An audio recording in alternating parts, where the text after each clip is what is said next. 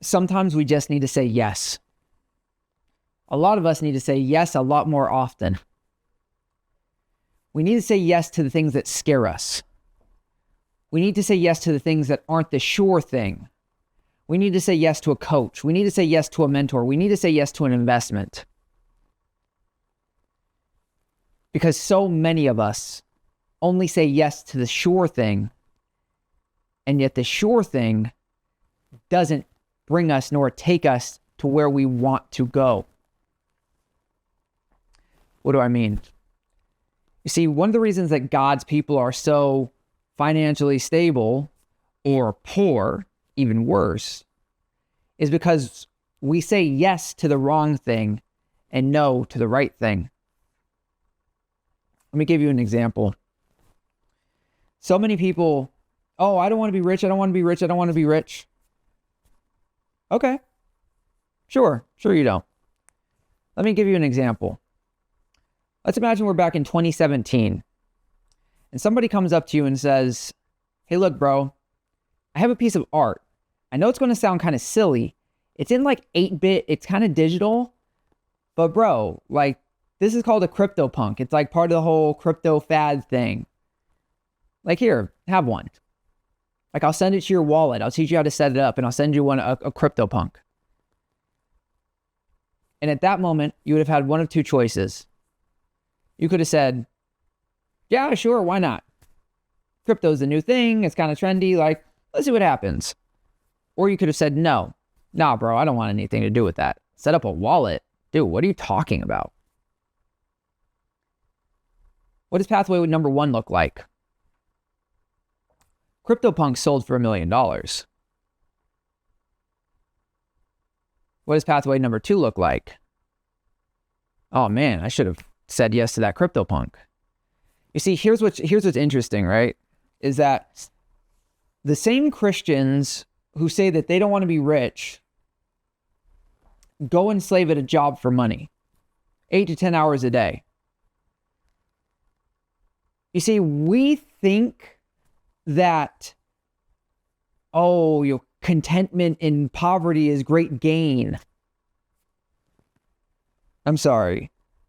Where did it say in the Bible, Jesus said, the thief came to lie, to kill and destroy, or to steal, kill, and destroy, but I came that they might have life and life in contentment.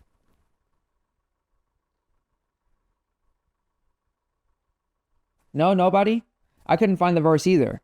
Because that verse, John 10:10 says, and I came that they might have life and life in abundance. The, oh, it's only spiritual sayers. Oh, did God not create the physical? If God did not care about the physical at all, why would he create the physical? Oh, that's right. It's you who don't care about the physical. It's you who are putting your mentality on God. And the reality is that you're looking for an excuse for the condition of your life. Poverty is your idol. Congratulations, we found it. Being poor is your idol. See, here's the saddest thing about the Christian church. You know what the number one question asked is? Dude, when's Jesus coming back? What does it matter if you're rich and living in heaven on earth? Like, I mean, seriously, just imagine for a second that you had as much money as you needed to be completely time free. So you're not just financially free, you're also time free. Are you telling me that you would not fly around the world enjoying God's creation? Are you kidding? Are you joking? You are lying through your teeth. You're lying through your teeth. If you say that you don't care about money, of course you care about money. Everyone on earth cares about money. Money is one of the top 5 things that all of us should care about. It should go God, our spouse, ourselves, our children, money. That's the order. Because here's the thing. You cannot buy freedom any other way. Let me say that again for people who aren't quite getting it. You are not free until you are financially free. We need to say yes to more opportunities. We need to say yes to what God has for us.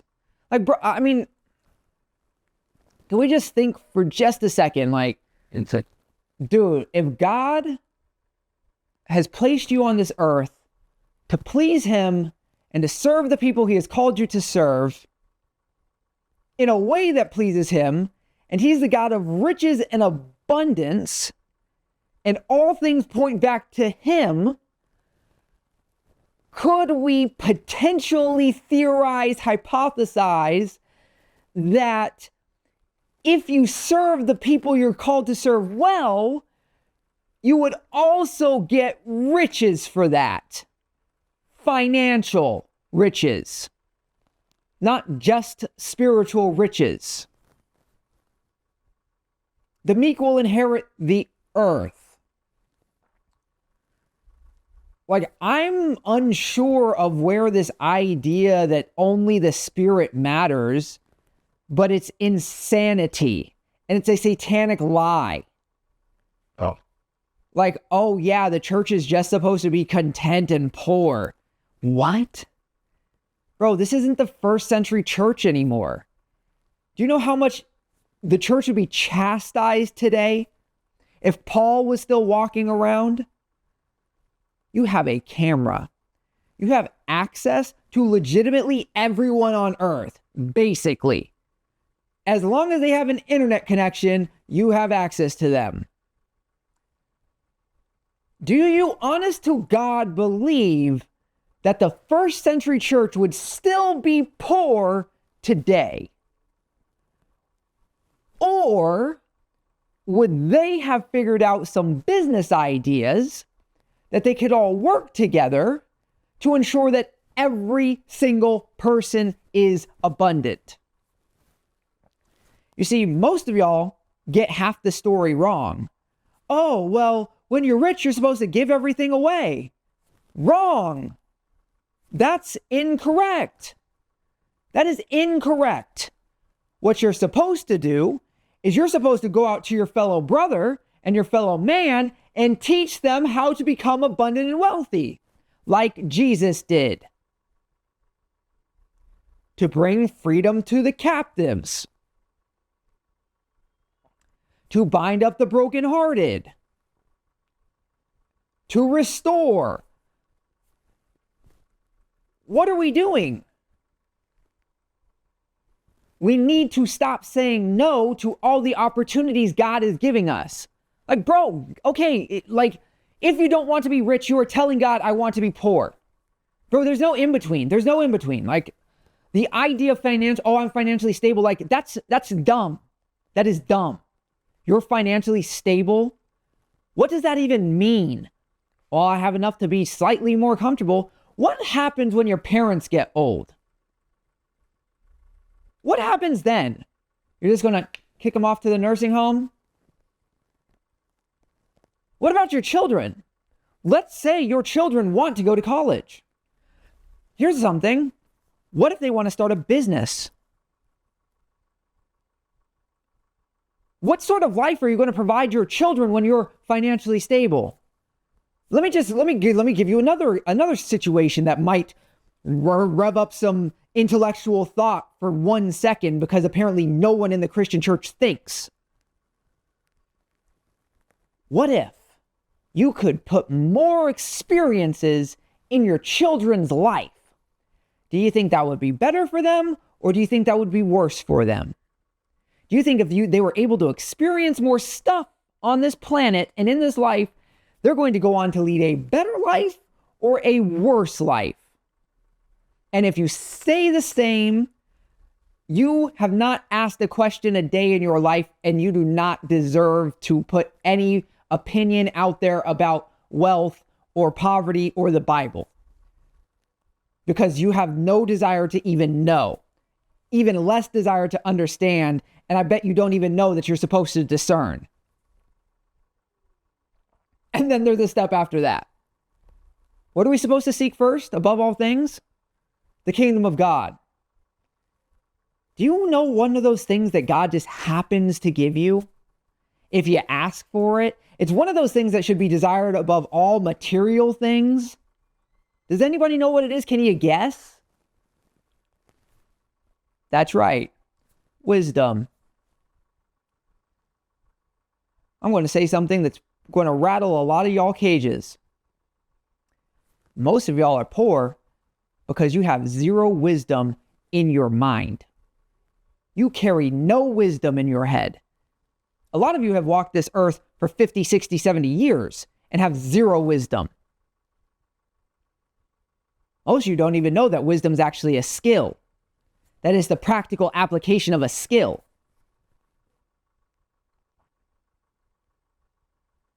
Look, like if you're feeling a little something inside, good. Good. Somebody's got to tell you. Or do you want to just ride that cozy on roller coaster into hell? You're not doing God's purpose. You're not living in accordance with his will. You think that you're designed just to work a job? Do you think God built you and said, you know what? This one though, you're working construction. Oh, that one? Sorry. Yeah, John, it's John, right? Yeah. You're just going to work in an office until the day that you die, and then you're going to make like $3,000 in retirement, and your kids are going to forget about you because you left them absolutely nothing, and they're not thankful for anything that you've done for them because you left them broker than they could have ever possibly imagined, and now they're trying to pick up the pieces as a result of the generational curse that you continue to carry. Too heavy?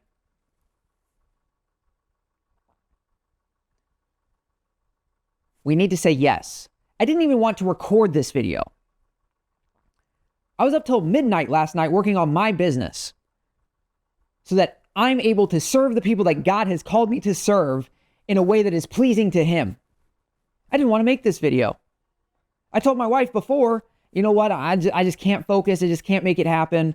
You know, I'm just, yeah. You know what? I sat there and I thought about all the experiences I said no to. Oh yeah, I could have gotten in on Bored Apes. NFTs? Oh yeah, I was in the NFT game at that time. I just thought it was stupid, so I said no. Oh yeah, penny stocks? Oh yeah, I was in that. I got in on a stock at 0.0007 that went up to 7 cents. You know what I did? I sold to go mess around in GameStop. And made a little bit of money as opposed to turning my $10,000 into $1 million.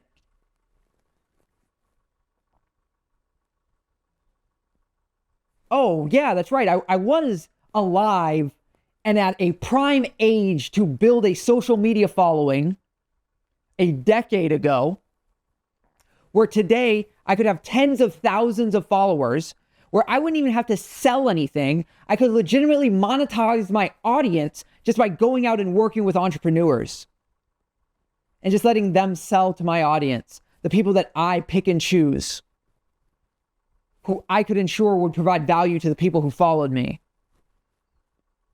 And I wouldn't have to work.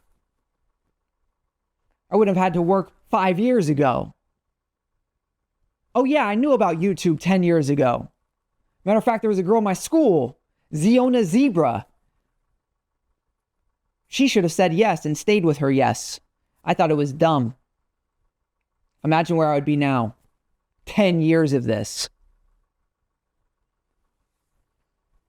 We need to stop saying no to the right things and start saying no to the wrong things.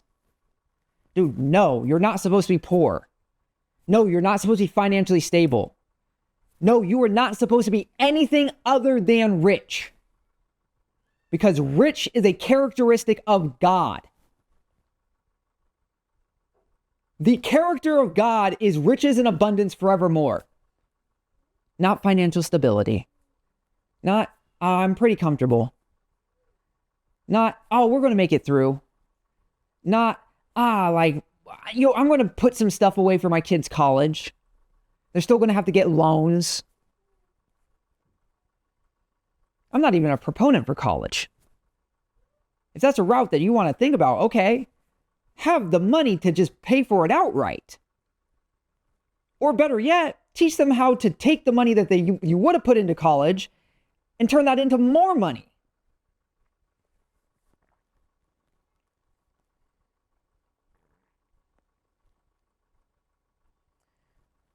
The unbelievers laugh at the church. And no, they don't laugh because, we believe in a man in the sky. No.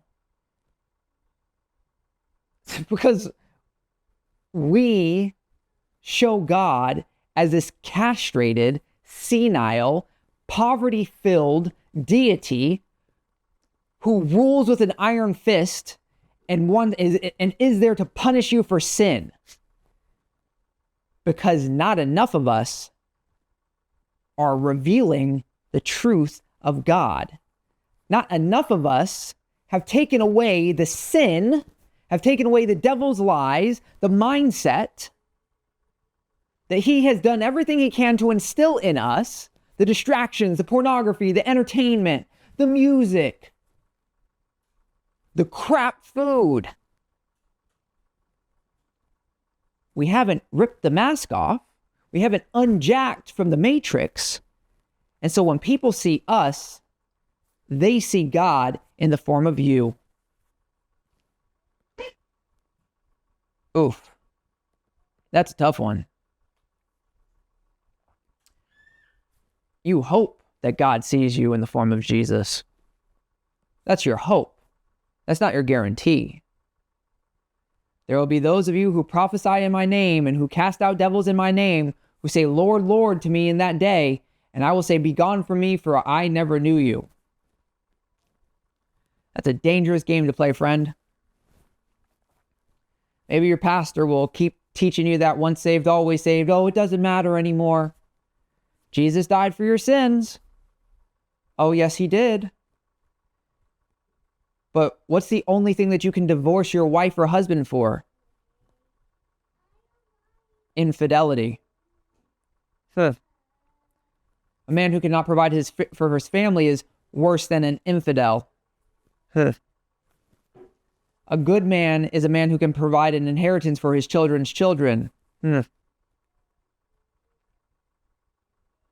can provide an inheritance for your children's children being financially stable.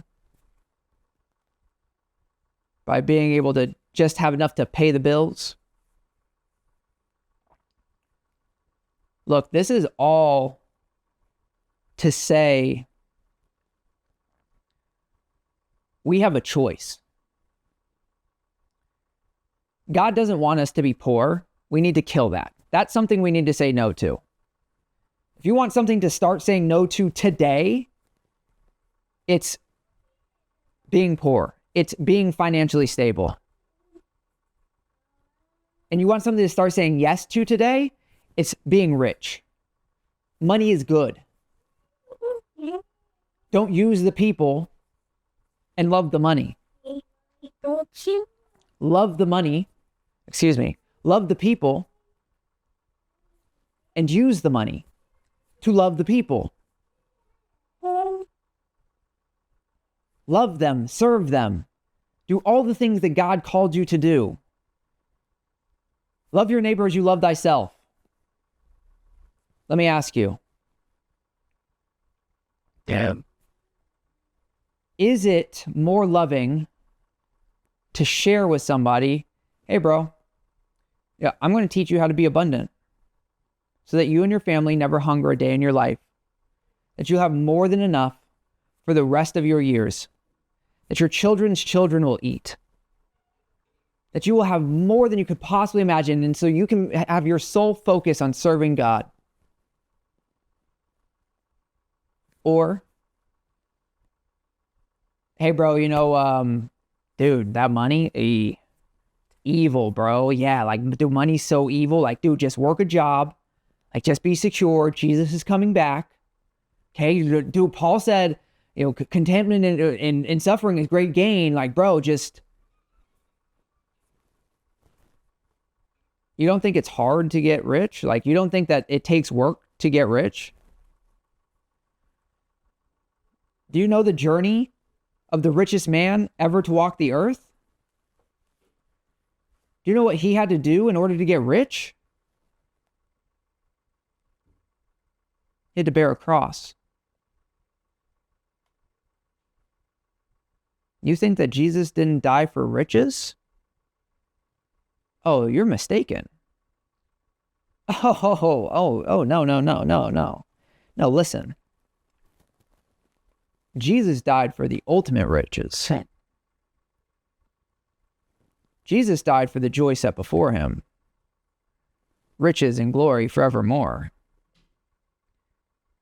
Jesus bore a cross for riches, which includes both spiritual and physical riches.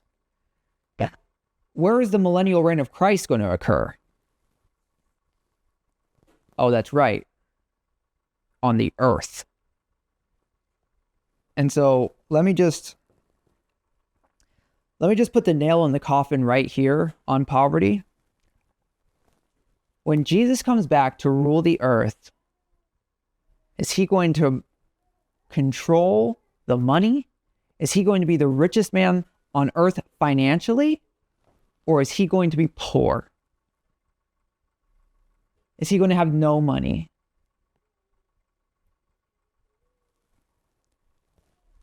For those of you who have come to the conclusion, whose brains are on, who actually want to think for 2 seconds and consider the realities and the truths of God, you've come to the right conclusion.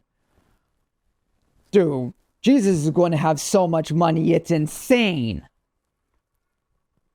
Will that make him evil? He'll have so much money and be so rich, it will be incomprehensible. At that point, will he be evil? And I'm going to leave you with that. Pray that you're blessed. Start saying yes. Find a mentor. Find a coach. If you want me to be your mentor or coach, great. I'm running a challenge on the 18th and I'm running one on the 1st of January.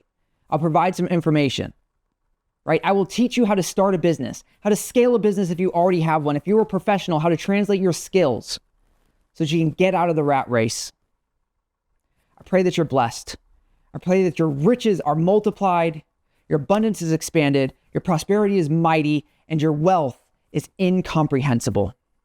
By the blood and in the mighty name of Jesus Christ, I believe in you. God bless. Take care and stay safe out there.